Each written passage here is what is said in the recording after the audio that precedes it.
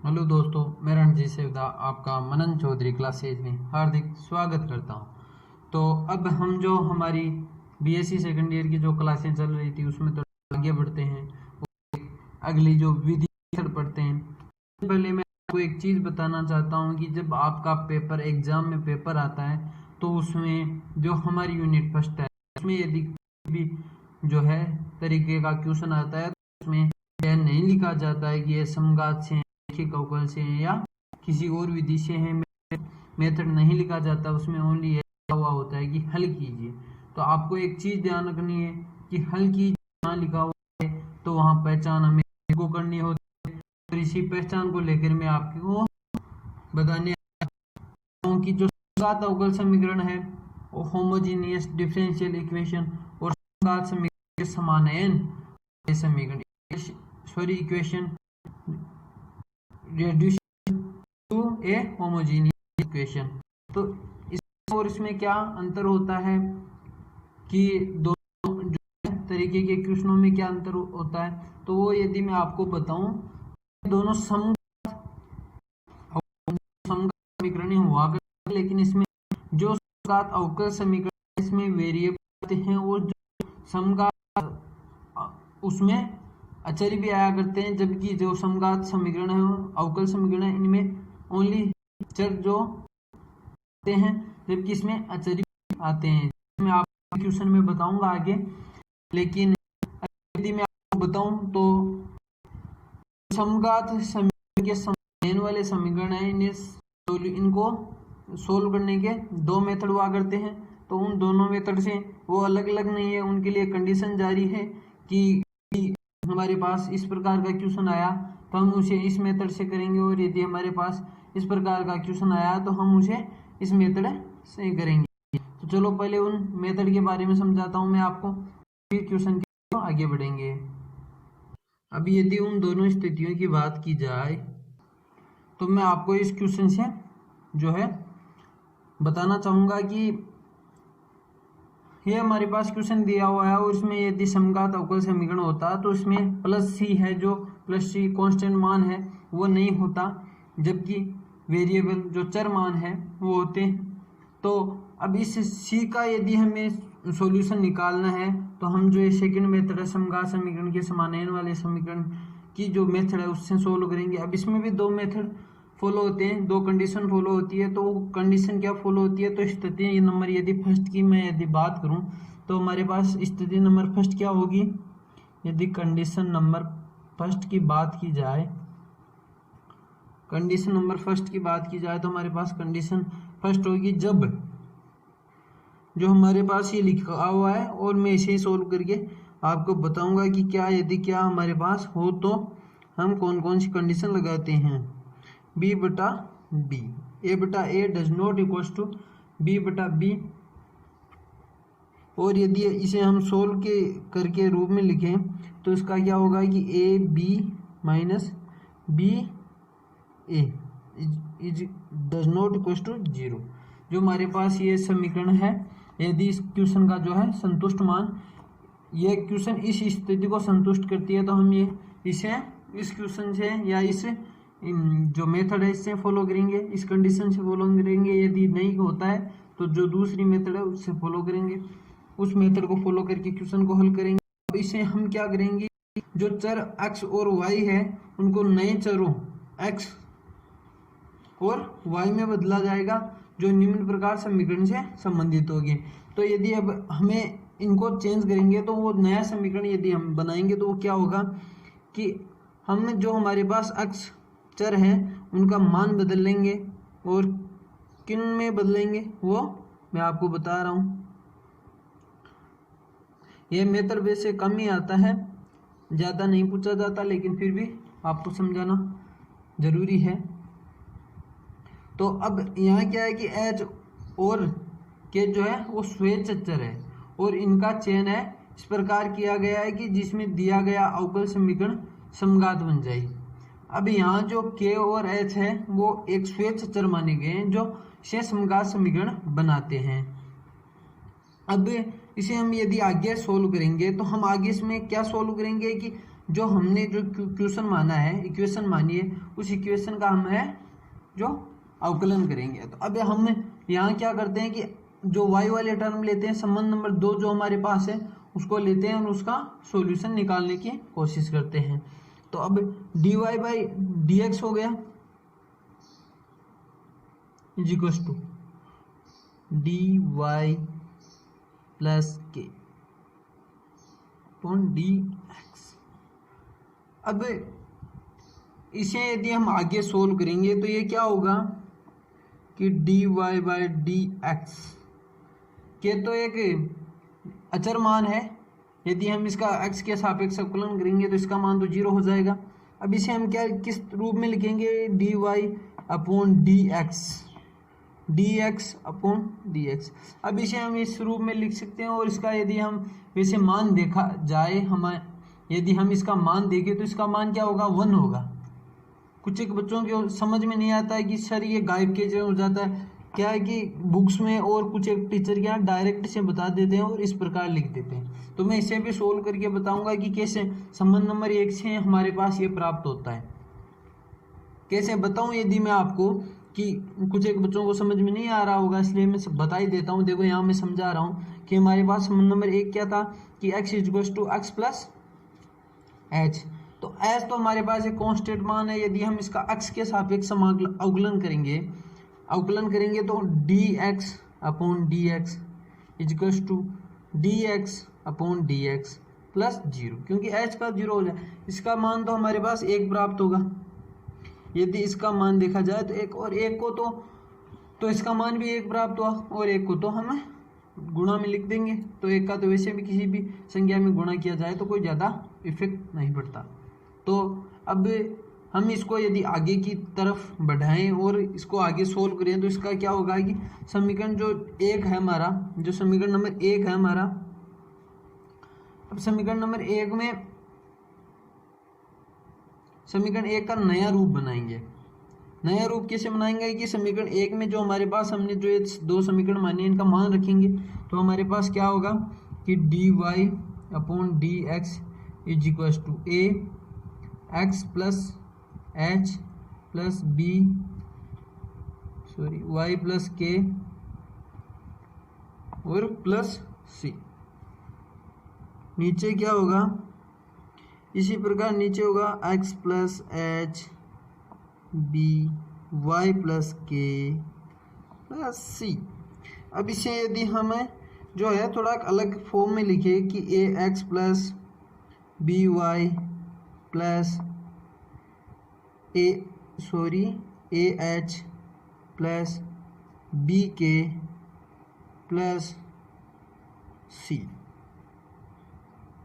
ऐसे क्यों लिखा आपको समझ में आ गया होगा, क्योंकि हम जो है चर और अचर को अलग अलग लिख रहे हैं, क्योंकि हम अचर को आगे जाकर 0 के बराबर मानेंगे।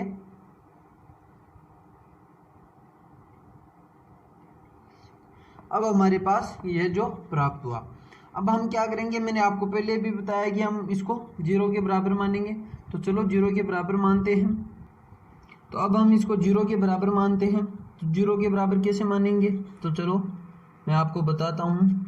जो हमारे पास ये मान है इसको हम 0 के बराबर मानेंगे तो a h plus b k plus c equal to 0। ठीक है, अब comma a h plus b k plus c equal to 0। देखो मैं क्वेश्चन के माध्यम से भी आपको समझाऊंगा, लेकिन इस माध्यम से मैं आपको समझा रहा हूँ, तो आप बिल्कुल निश्चिंत रहो। अब इससे हमें क्या है कि k और h का मान निकालना है। k और h का मान निकालने के लिए हम इन दोनों इक्वेशन को सोल्व करेंगे, कैसे भी करके हमें जो है उसका मान निकालना है। तो उसका मान निकाल लेंगे तो यदि हम वैसे देखा जाए, देखो आप सोल्व करके देख लेना, मेरे पास अभी थोड़ा टाइम कम है इसलिए मैं आपको सीधा डायरेक्ट बता रहा हूँ कि h बराबर हमारे पास BC minus BC upon AB minus AB। देखो इस फॉर्मूले को यदि आप याद कर सको तो इसका उपयोग हम वहाँ भी उन क्वेश्चनों में भी कर सकते हैं, बिल्कुल कर सकते हैं। और यह हमारा जो इनके माध्यम से हमें जो है क्वेश्चन का जो है उत्तर निकाल लेंगे। और फिर जो समघात समीकरण हमारे पास था उसका नया रूप हमारे पास जो प्राप्त होगा वो क्या प्राप्त होगा कि D Y upon D X, ये बड़ा एक्स है और बड़ा वाई है, तो A X plus B Y, ये भी बड़े एक्स और बड़े वाई हैं, A X plus B Y. तो यहाँ क्या हुआ, अब ये हमारे पास जो है समघात इक्वेशन प्राप्त हुई और हम यहाँ y बराबर वी एक्स मान लेंगे और ये क्वेश्चन सोल्व हो जाएगा। फिर लास्ट में जो है हम x और y का मान वापस रखेंगे और मैं क्वेश्चन आपको करके भी बताऊंगा, आप बिल्कुल निश्चिंत रहिए। अब जो हमारी स्थिति नंबर सेकंड है उसकी यदि बात की जाए, कंडीशन नंबर सेकंड जो है हमारी, उसकी यदि मैं बात करूं तो उसमें हमारे पास जो कंडीशन फॉलो होगी वो क्या होगी कि a upon A is equals to B upon B, यानी मैं इसे सोल्व करूं तो क्या होगा A B minus A B is equals to 0। तो यह कंडीशन हमारे पास प्राप्त।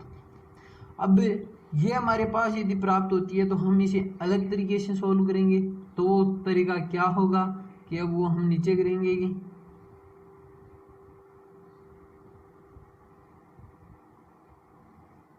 अब इसमें जो ऊपर की विधि है वो नहीं लगा पाएंगे हम और नया मेथड यूज करेंगे। तो नया मेथड मैं आपको बता रहा हूं। अब क्या है कि कुछ बच्चे सोच रहे होंगे कि ये m क्या है। देखो ये तभी फॉलो होगा ये बराबर वाला कब, जब हमारे पास m होगा। अब बच्चों के मन में यह डाउट आ रहा होगा कि m क्या है, तो m के बारे में भी मैं चलो बता ही देता हूँ। ये कब आएगा हमारे पास, यदि ये देखा जाए तो ये हमारे पास कब प्राप्त होगा कि dy by D X is equal to A X plus B Y plus C upon M A X plus B Y plus C. अब देखो इससे बात की जाए, ये m क्या है, यहाँ ए एक्स सॉरी वो ऊपर आपने क्वेश्चन पढ़ा होगा कि यहाँ प्लस सी था और यहाँ भी प्लस सी था, ये बड़ा है और वहाँ छोटे जो है चरते अच्छा सॉरी हाँ। तो अब इनमें क्या है कि ओनली एक कॉमन चीज होगी, ए और बी में यदि बराबर कब होंगे, जब कॉमन चीज होंगी। तो वो कॉमन है जो दोनों तरफ से हट जाएंगी तो वो बराबर हो जाएंगे, तो वो कॉमन जो हमारे पास होगा फैक्टर वो m होगा। ठीक है, तो अब उसमें हमें क्या करना है कि जो हमारे पास जो एक कॉमन फैक्टर है ऊपर और नीचे उसको हम w v कुछ भी मान लेंगे, t या कुछ भी, तो हमारे पास हम इसे w मानेंगे तो w इक्वल्स टू क्या होगा कि ए एक्स प्लस बी वाई, ए एक्स प्लस बी वाई हो गया। तो अब इस w का जो है हम x के सापेक्ष अवकलन करेंगे तो हमारे पास यह टर्म प्राप्त होगी, बिल्कुल यही टर्म प्राप्त होगी। और अब जो हमारे पास ये समीकरण है, ये समीकरण दिया हुआ है, इस समीकरण में हम जो है सॉरी एक मिनट, इस समीकरण में dy बाई डी एक्स का मान रखेंगे। तो dy बाई डी एक्स का मान रखेंगे तो यहाँ मैं पहले आपको dy बाई डी एक्स का मान रख के बताता हूँ कि हमारे पास dy बाई डी एक्स का मान क्या प्राप्त होगा। तो हमारे पास प्राप्त होगा D W upon D X minus A 1 upon B. ये हमारे पास ये dy बाई डी एक्स है तो इसका मान हम वहाँ पुट करेंगे तो 1 upon B D W upon D X minus A is equals to A X plus B Y plus C M. इसे w मान लिया है तो इसे हम w ही लिख देते हैं। सॉरी मैंने गलती कर दी, हमें यहाँ w ही लिखना था, कोई बात नहीं आगे लिख लेंगे, क्योंकि हमने इस सारे की पोजीशन जो है w में बदल दी है तो w ही सही रहेगा और w ही करेक्ट होगा। अभी ये हमारे पास पूरा इक्वेशन जो है w में कन्वर्ट हो चुका है। अब इसमें हम सोल्व कर सकते हैं और ये हमारे पास जो पूरी इक्वेशन है ये w में जा चुकी है और एक नया पैटर्न बन चुका है। अब इसे क्या है कि b को यदि हम इस तरफ गुणा करा देते हैं और a को उस तरफ ले जाते हैं तो ये हमारे पास क्या होगा कि B W plus B C M W plus C plus A. अब इस क्वेश्चन का सॉल्यूशन बिल्कुल हम निकाल सकते हैं, जो चरों की पृथक्करण विधि है उससे भी निकाल सकते हैं। तो चलो अब हम आगे क्वेश्चनों की तरफ बढ़ते हैं। देखो टाइम थोड़ा ज़्यादा हो गया है, इसलिए मैं क्या करूँगा कि अब 2 ही क्वेश्चन में आपको करा पाऊँगा, तो मैं दोनों मेथड के 2 क्वेश्चन कराऊँगा आपको। और ये मेथड के जैसे समघात मैं पहले भी क्वेश्चन करा चुका हूँ, तो आपको ओनली मेथड ही समझाना है, तो आप मेथड बिल्कुल आप कर सकते हो। तो चलो मेथड की तरफ आगे बढ़ते हैं। तो हमारा मेथड अभी क्या होगा, क्वेश्चन नंबर यदि मैं फर्स्ट की बात करूं तो क्वेश्चन नंबर फर्स्ट का जो मेथड है वो करेंगे, और फर्स्ट मेथड से इस क्वेश्चन को करेंगे। फर्स्ट मेथड वाला क्वेश्चन आपको सोच रहे होंगे कि कैसे पता चला कि ये फर्स्ट मेथड का क्वेश्चन है, तो वो भी मैं आपको बताऊंगा। बिल्कुल निश्चिंत रहना आपको। यदि कुछ नहीं आता है तो आप कमेंट, देखो इसमें क्या लिखा हुआ आएगा कि क्वेश्चन में ऐसे लिखा हुआ आएगा कि हल कीजिए, तो आप बिल्कुल अब इसे हम साधारण रूप में लिखेंगे तो हमारे पास क्या होगा कि dy/dx फॉर्म में लिखेंगे, तो x + y + 1 upon x - y। अब देखो यदि यह समघात इक्वेशन या क्वेश्चन कब होती, जब हमारे पास यहाँ +1 नहीं होता तो यह समघात इक्वेशन होती, लेकिन हमारे पास यहाँ +1 है, इसलिए यह जो है समानयन वाला है। तो अब इसमें हमें समझ में तो आ गया कि यह समानयन तरीके से जो समानयन समीकरण है वह समघात समीकरण में समानयन समीकरण वाले हैं। तो अब इस क्वेश्चन को, अब इसमें हमें यह पता करना है कि कौन से मेथड से होगा। तो कौन से मेथड से पता करने के लिए हमें क्या पता है कि यहाँ ये तो एक चर है, हमें अचर, इसके पास जो अचर है वो लेना है। तो अब यदि हम इसका उस जो इक्वेशन दी उस इक्वेशन से एक बार जो है तुलना कर लेते हैं, ax + by + c upon ax + by + c। अब इस इक्वेशन से यदि हम इस इक्वेशन की तुलना करते हैं तो एक का तो हमारे पास 1 प्राप्त हुआ, b भी 1 प्राप्त हुआ, और a हमारे पास 1 और b हमारे पास -1। तो हमें क्या पता करना होता है कि a upon a = b upon b। अब यदि इस इक्वेशन में वो वैल्यू रखनी है, यदि यह संतुष्ट होती है तो इस तरीके से होगा, यदि यह संतुष्ट नहीं होती तो यह संतुष्ट हमारे पास प्राप्त नहीं होती है, क्योंकि 1/1 = 1/-1। तो यह संतुष्ट नहीं होती है, तो हमारे पास ये है यह इक्वेशन। तो इस मेथड से हमें सोल्व करना है, तो इस मेथड से सोल्व करना है, तो हम इसे आगे सोल्व करते हैं इस मेथड से। तो चलो दोस्तों आगे की तरफ बढ़ते हैं। तो हम क्या मानेंगे कि जो इक्वेशन हमें माननी है x = x + h और y = y + k। अब हमने 2 ये मान लिया। अब हम इसको है जो समीकरण है हमारा, उस समीकरण को नया रूप देंगे और उस समीकरण में हम इसका मान रखेंगे। तो dy/dx =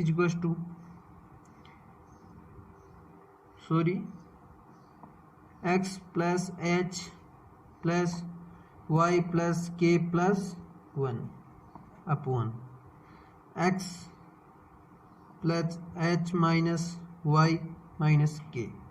अब हमारे पास ये हुआ। अब इसे हम जो है चरों को पृथक कर लेंगे और अचर को पृथक कर लेंगे, तो हमारे पास क्या होगा कि h + k + 1 upon x - y +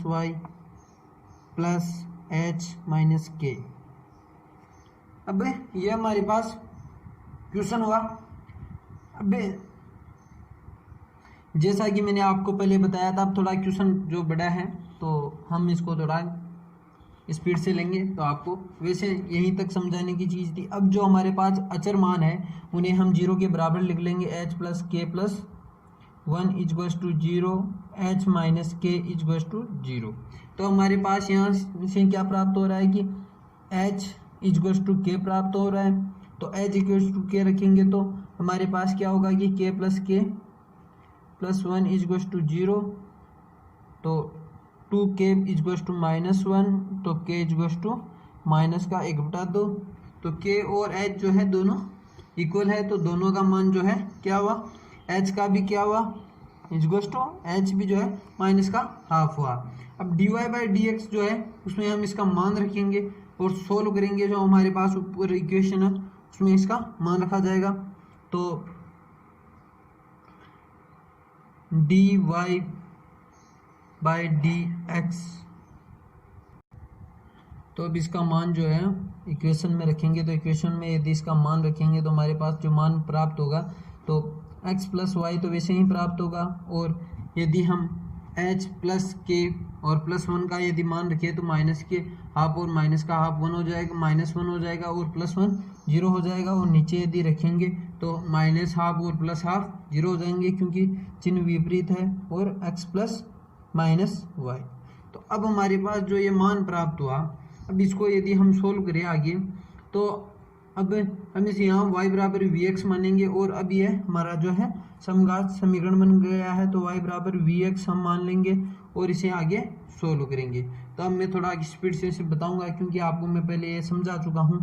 तो D Y by D X is equal to V plus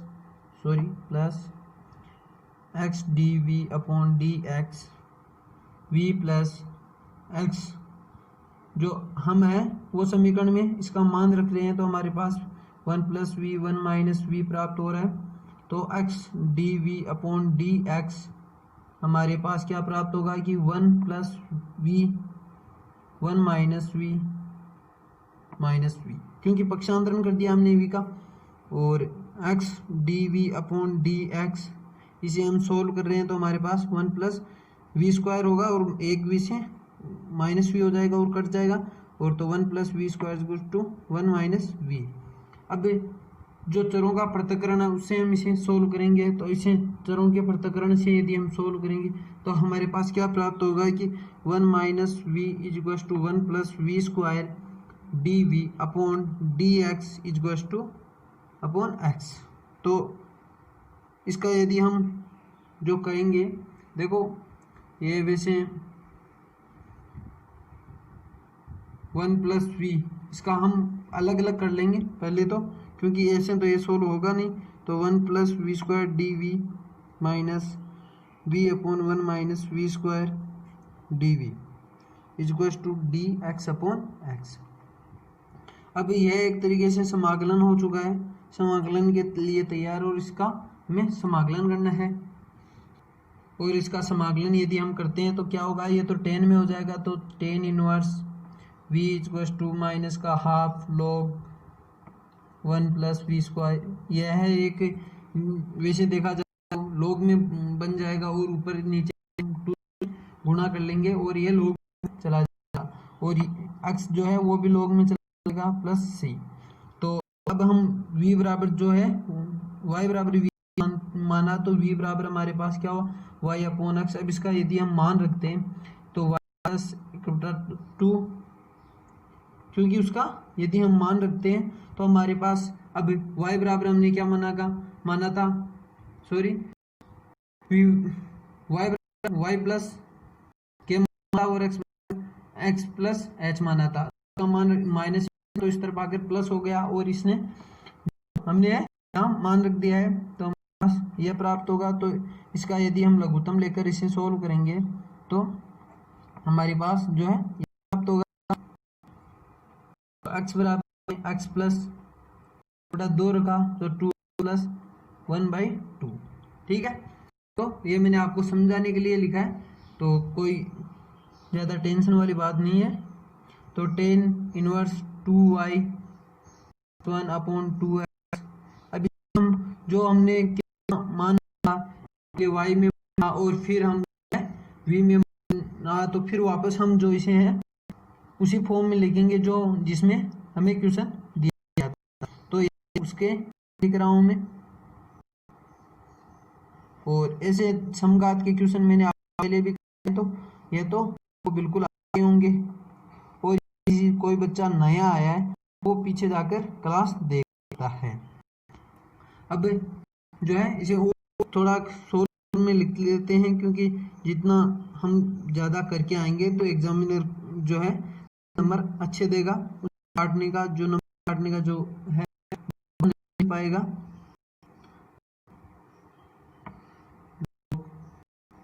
अब इसे सोल्व की जो सोल्व में वैसे आप तक भी करके आ सकते हैं, लेकिन सोल्व किया जा सकता है। तो सोल्व तो कर रहा हूँ क्योंकि थोड़ा कम है, आप इसे कर सकते हो, सोल्व कीजिएगा।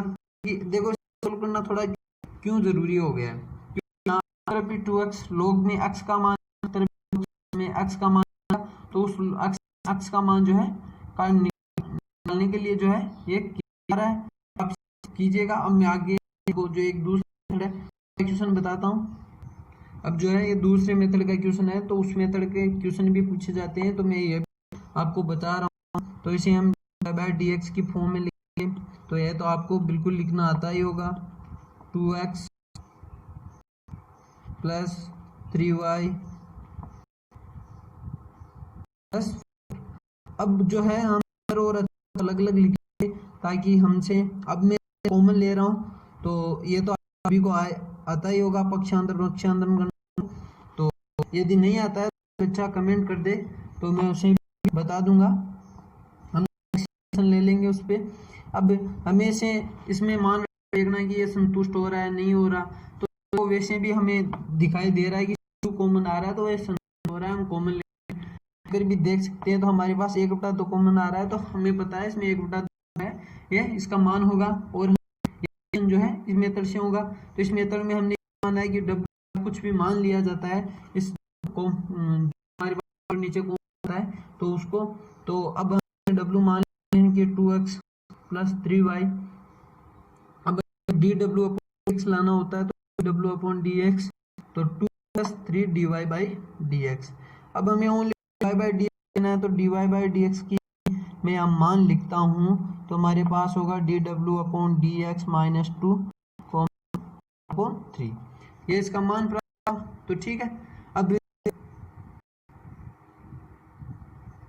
अब इसका जो है हम इक्वेशन रखेंगे, जो हमारी इसे इक्वेशन फर्स्ट दे लेते हैं और इसमें रख देंगे, तो 1 upon D W upon D X minus 2, तो गलती नहीं करेंगे, और यहाँ डब्ल्यू प्लस 4 और 2 डब्ल्यू प्लस 5 हो गया, ठीक है। तो अब हम थोड़ा सॉल्यूशन रूप में लिखते, तो D W upon D x 3w plus 12 2w plus 5 2, थोड़ा और सोल्व करते हैं, तो D W upon D x W plus 12 plus plus, हाँ सॉरी प्लस में भी प्लस में ना, यदि कोई होती है तो 4w plus 10 upon 2w plus 5। तो अब इसका हमारे पास क्या प्राप्त होगा कि 7w प्लस 22 2w प्लस 5। अब चरों का पृथक्करण करेंगे और सोल्व करेंगे, तो इसे सोल्व करेंगे, तो 2w plus 5 upon 7w plus 22 dw is equal to dx। तो अब इसमें क्या किया जाएगा, देखो मैं आपको बताता हूँ इसमें क्या करना है। हमें देखो इसमें हमें क्या बनाना है कि हमें ऊपर ऐसी संख्या, देखो ऐसे तो ये सोल्व होगा नहीं, तो इसका समाकलन करना है, तो इसे सोल्व करने के लिए हम क्या करेंगे कि इसके ऊपर ऐसी संख्या बनाने की कोशिश करेंगे कि यह उससे डिवाइड हो, तो वो संख्या हम बाहर कॉमन ले लेंगे, और संख्या को तो हम सोल्व कर सकते हैं। तो अब देखा जाए इसे, तो यदि 2 को कैसी ऐसी कौन सी संख्या है जिससे भाग करेगी उससे 7 डिवाइड हो, तो वो तो 7 हो सकती है, और 7 को यदि हम 22 से डिवाइड करेंगे तो 35 होगा, और 35 को यदि हम 7 से डिवाइड करें, देखो मैं इसको सोल्व करता हूं। अब देखो इसे सोल्व करते हैं, सोल्व करने के लिए हम क्या करेंगे, यहाँ हम ऐसी संख्या लेंगे जो इससे डिवाइड हो। अब इससे डिवाइड करने के लिए हम क्या करेंगे कि हम पहले इसे 7 से ऊपर नीचे गुणा करेंगे, तो 7 1/7 और 14w प्लस 7 पंजो 35, और नीचे हमारे पास है 7w प्लस 20। तो अब यहाँ सोल्व करने के लिए क्या करें कि यदि हम इसका भाग दें इसमें, तो इसमें भाग देने के लिए हमें पहले हमें कुछ और थोड़ा बदलाव करना होगा। इससे जा रहा तो 14W प्लस यहाँ 44 करें, यदि 44 करते हैं तो कुछ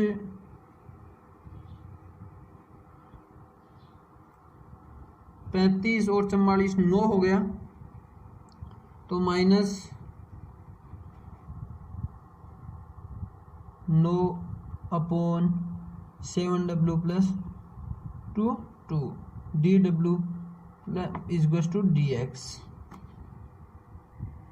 तो अब इसे हम आगे सोल्व करते हैं। तो 1/7 और ये तो 2 हो गया, minus 9/7W plus 22 dW equals to dx। अब इसका पक्षांतरण कर लेंगे और 1/7 इसको बाहर ले उस तरफ ले जाएंगे और 7W plus 22 dW equals to 7 dx।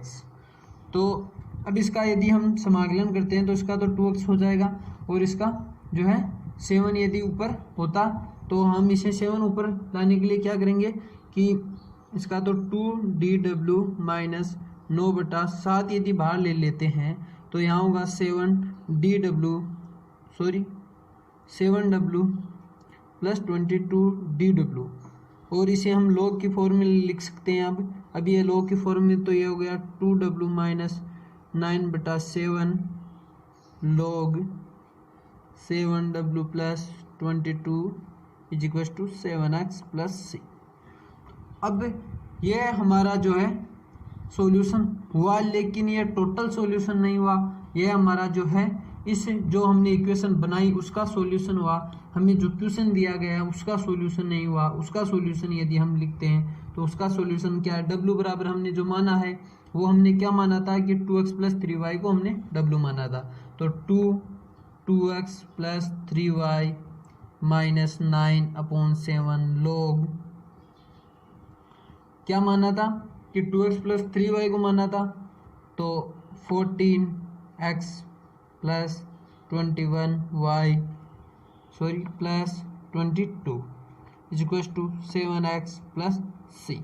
अब इस 7x को हम उस तरफ ले जाकर उसमें जोड़कर हल कर सकते हैं, लेकिन ऐसे भी हम इसे जोड़ सकते हैं और ये हमारा सॉल्यूशन हुआ। यदि किसी दोस्त ने हमारे चैनल को सब्सक्राइब नहीं किया है तो सब्सक्राइब कीजिए, लाइक कीजिए, शेयर कीजिए, ताकि हम भी मोटिवेट रहे और आप भी मोटिवेट। जमकर तैयारी कीजिए ताकि आपका जो है बीएससी में अच्छे परसेंटेज बना सको, या किसी भी आप यदि कोई भी बच्चा ये पढ़ सकता है। यदि कोई भी बच्चा 12th का भी है और उसे आप ये पढ़ाना चाहते हैं तो आप उसे ये वीडियो शेयर कीजिए बिल्कुल है। और यदि कोई गलती होती है तो उसके लिए माफ़ी चाहता हूँ और आप कमेंट करके बताओ तो मैं उसका सॉल्यूशन करूँगा। धन्यवाद दोस्तों।